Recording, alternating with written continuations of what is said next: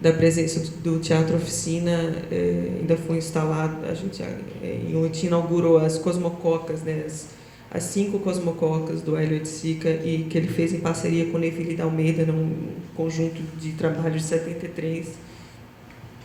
Mas essa é uma outra história que talvez a gente deixe para um outro momento.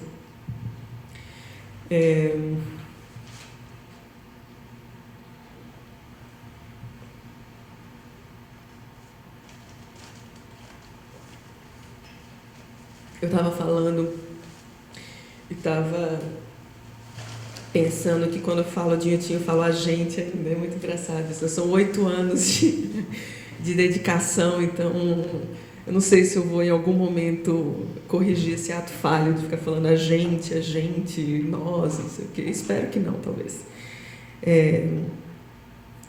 Bom, eu acho que agora, antes da música, a gente pode falar um pouco da Bienal, desse projeto da 32ª. Enfim, vocês hão de me entender, eu não tenho imagens para mostrar, não tenho nomes ainda para oferecer.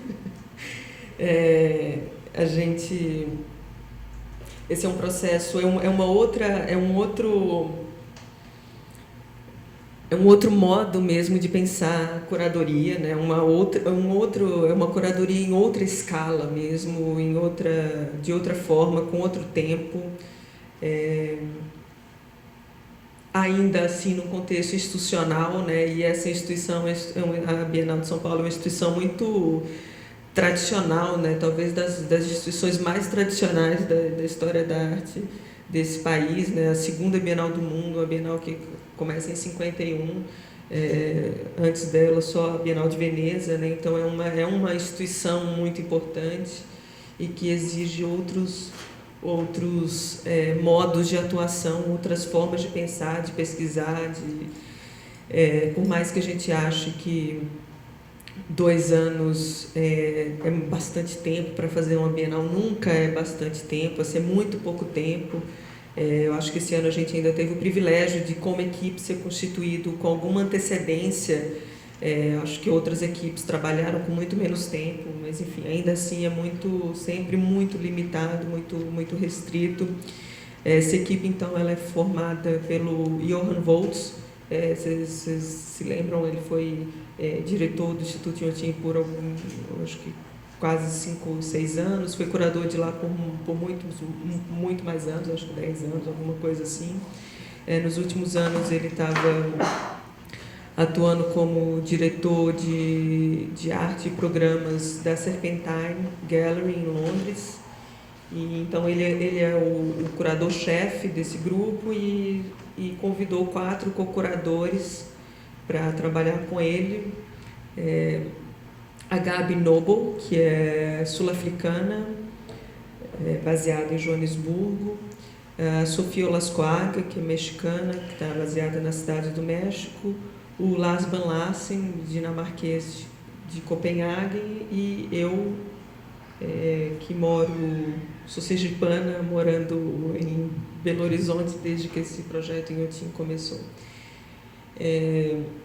Então, essa equipe, eu acho que eu talvez possa falar um pouco dos nossos pontos de partida e como a gente tem pesquisado. O Johann trouxe para a gente esse tema da incerteza. O tema que ele apresentou para nós era incerteza. E ele apresentou esse título de trabalho do projeto dele, que se chama Medidas de Incerteza.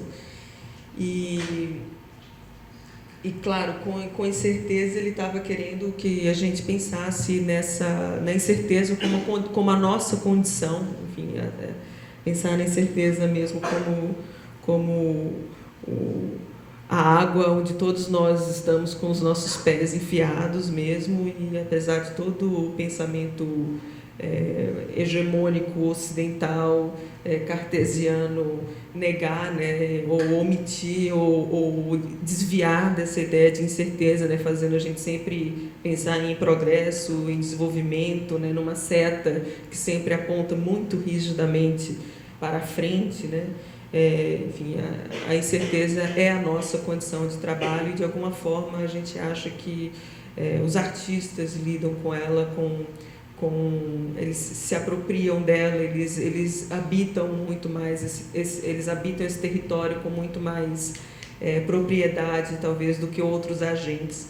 Então, a ideia é que a gente observe a atuação dos artistas, observe o modo dos artistas lidar com o tema da incerteza, observe como eles elaboram essa questão, como eles devolvem, como eles provocam esses outros sistemas que acreditam em verdades e certezas, assim, como eles questionam esses outros sistemas. A partir dessa escuta, a partir dessa observação, a gente, então, discutia essa ideia de incerteza.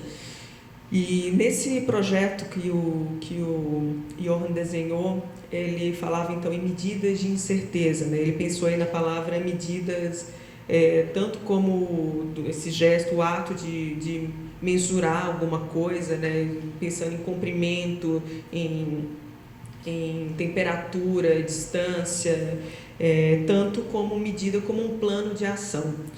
E foi muito interessante e rico que nesse processo de trabalho da gente, enfim, a gente começou, acho que a nossa primeira reunião foi em abril desse ano, já como os 5 curadores juntos, de abril para cá, ou pelo menos quando ele formulou esse projeto no começo desse ano, até abril, maio, enfim, o nosso incômodo com a palavra medida, junto de incerteza, foi crescendo, assim, e foi implodindo esse título de trabalho e esse modo de abordagem da incerteza, que era por meio das medidas, mesmo como plano de ação ou como esse gesto de mensurar. Assim. Como iniciativa, assim, porque, enfim, a gente percebeu que a palavra medida estava infestada num discurso que tem muito a ver com um discurso, com um falso discurso político, né? Assim, um discurso que toma o senso comum, né? Essa ideia de medidas da oposição, as medidas do governo, as medidas econômicas, e que, nesse caso, elas não significam, elas não têm objetivo, elas não significam nem a mensura, nem o plano de ação. Assim, é uma palavra absolutamente esvaziada que a gente acabou por implodir mesmo. Enfim, para a gente antes ela tinha o que interessava era um pouco essa contradição, essa capacidade, esse gesto humano de tentar medir, mensurar, criar um plano de ação para a incerteza, que nesse momento ele se revelou esvaziado, sem sentido, e é muito curioso como ao longo dos meses isso é transformado, né, num processo de trabalho. Então, as medidas caíram fora, assim, elas continuam como um tema, enfim, como um assunto para a gente pensar, mas esse título de trabalho eu adianto para vocês que ele caiu. O título com o qual a gente está trabalhando agora e uma primeira lista com pelo menos uns 40 nomes de artistas deve ser divulgado, acho que em 2 semanas, então eu não posso fazer o spoiler aqui, não. Desliga a câmera. Estou brincando. Mas, enfim, a ideia um pouco do projeto é abraçar a incerteza, assim, essa convocatória mesmo de agarrar essa condição e tentar, talvez, construir outras possibilidades de futuro, desenhar, né, por meio do gesto, da voz, do tom dos artistas, outras possibilidades. Assim. Essa ideia de incerteza, ela toca...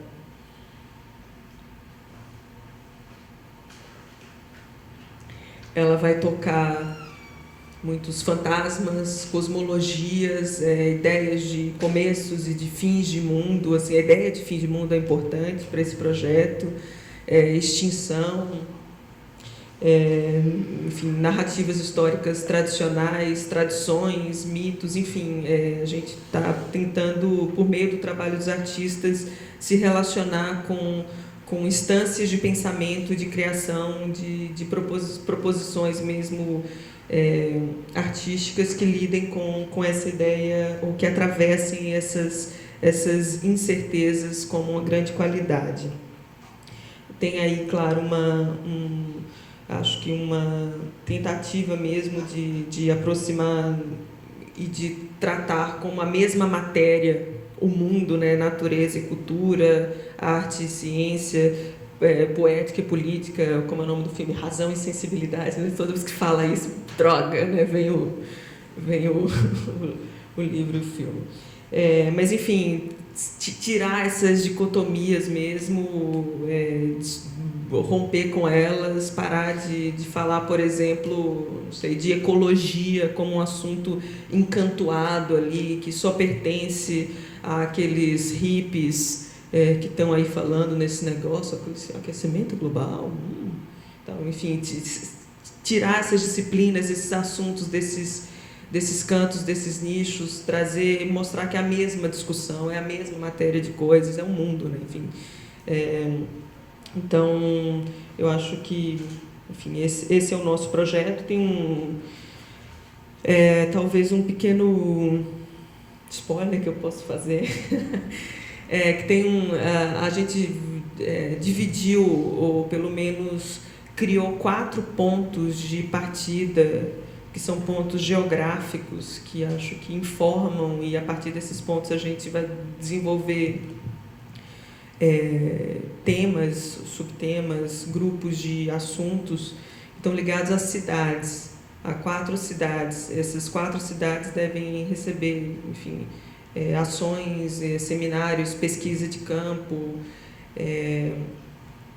Então, de modo geral, posso falar que talvez essas ações, essa pequena geografia, cartografia, comece em Accra, que é a capital de Gana, né, o primeiro país independente da África.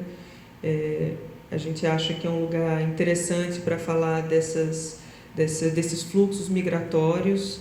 É um porto de retorno super importante, assim, por ser o primeiro país independente da África. Então, muitos escravos voltavam por Accra, né, voltavam por Gana.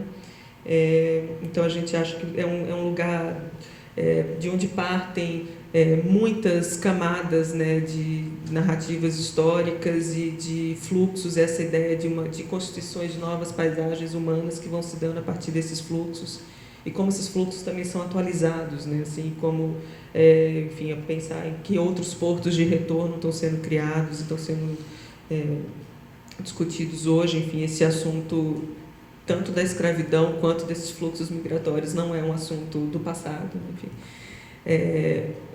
Uma outra cidade é Santiago, no Chile. Santiago tem essa pecha de ser o fim do mundo, né? Mas todo fim de mundo é também começo, né, do mundo, ele termina ou começa ali. Acho que Santiago tem uma tradição, tem uma história de tábula rasa, a própria presença ali dos tremores, né, uma condição geológica ali que promove esse movimento de reconstrução ali naquela cidade. Então, acho que é um lugar interessante, um ponto de partida para pensar, comentei, por exemplo, nessas cosmologias e nessas narrativas de começos e fins de mundo. Tem uma cidade que a gente está mapeando ainda na Amazônia peruana, para falar, para tratar muito de perto dessa observação da natureza e de uma natureza que está intrinsecamente ligada à constituição de uma cultura, e talvez de um trânsito, de um fluxo, de uma relação da cultura com a natureza que é mais orgânica e menos não apenas de exploração e de consumo e de recurso natural. Enfim, eu acho que essa cidade aí que a gente está ainda mapeando, decidindo qual o melhor ponto, mas que deve ser no Peru e na região amazônica. E a 4ª cidade, que é no Brasil, que é Cuiabá, que é é o nosso 4º porto. Esse é o centro geodésico da América do Sul, né, um ponto, como a música do Caetano fala, o ponto equidistante entre o Atlântico e o Pacífico, né, que é Cuiabá, que acho que é um lugar muito interessante para falar da ideia de extinção. Enfim, Cuiabá é porta da Amazônia, Mato Grosso é um estado do Cerrado, né, que tem ali no sul do Mato Grosso, o alagado do Pantanal. Então eu acho que é um ambiente muito rico, um estado dominado, né, por diversas camadas sempre de exploração, né, que começa desde dos bandeirantes chegando lá para escravizar índio, até os garimpos, e depois passa pelo boi, pela soja, enfim, o agronegócio. Então acho que é um território de comunidades e povos indígenas importantíssimos, muitas tradições, muitas culturas que vão sendo apagadas sistematicamente, né, ainda hoje. Então acho que o Cuiabá vai ser também um desses pontos de partida para discutir esses grupos de assuntos, assim. Então essas 4 cidades, elas são, enfim, elas não encerram nenhuma questão, assim, elas não explicam, elas não têm uma lógica intrínseca a elas, embora tenham muitas possibilidades de conexões dessas. Não tem uma explicação gráfica para essa composição, enfim. Elas são 4 pontos que a gente achou que nas nossas pesquisas apareceram esses nomes, esses lugares, e que são significativos, e que a partir deles a gente vai desenvolver algumas questões, mas Cuiabás e Acras e Santiagos de cidades peruanas amazônicas são muitos mundo afora, então eu quero com isso dizer que poderiam ser outros lugares, mas nesse momento, nesse grupo de pessoas, essas foram cidades e pontos de partida e assuntos urgentes, assim. Eu estou indo super bem, já falei 47 minutos, o computador está me falando aqui. Talvez, e uma das, enfim, compartilhando um pouco dos processos, assim, o Paulo trabalhou também numa Bienal, acho que ele entende essa ansiedade, né, que se cria uma expectativa muito grande em entender o que é esse recorte, essa amostra, uma ansiedade, um furor de uma certa petulância curatorial, de você achar que você vai mapear, que você vai conhecer, que você vai, enfim. E eu acho que o processo de trabalhar numa Bienal e fazer uma curadoria como essa é obviamente uma oportunidade incrível, mas ela é também acho que uma oportunidade da gente se colocar no nosso lugar, assim, e da frustração e da limitação sempre da nossa atuação, ainda bem. Eu vou contar um caso que para mim foi super importante, assim, que eu esse ano fui visitar um dos meus irmãos que mora em Santarém, no Pará, e enfim, ele é um ambientalista e conhece muito bem muitos lugares daquela floresta, e enfim, a gente estava viajando de barco e num dado momento a gente parou num ponto lá da Floresta Nacional dos Tapajós, e a gente desceu para fazer uma caminhada, e ele queria me mostrar umas árvores que tinha lá num ponto específico, e a gente saiu, desceu, andou, aí vi uma árvore, aí andou na floresta, andou muito, aí viu a outra árvore, aí andou mais 2 horas e viu a terceira, enfim, um dia inteiro de caminhada, e a gente viu 5 árvores, já tá, assim, nesse processo, um processo quase meditativo, né? Você andando, você fica com raiva, você fica puto, você fala, o que eu estou fazendo aqui, mas eu quero parar, mas eu quero voltar agora, traz um helicóptero, me tira daqui, e a gente andou, e no final do dia ele falou, você sabe que as pessoas às vezes ficam muito frustradas quando elas vêm na Amazônia, sabe, Júlia? Elas ficam muito frustradas, porque elas vêm para cá achando que elas vêm para a Amazônia com a ideia da Amazônia monumental, gigantesca, aquele mundaréu, etc. Que é isso mesmo, só que elas esquecem que a gente é muito pequeno, assim. Então, um ser muito pequeno num contexto monumental não é nada, assim.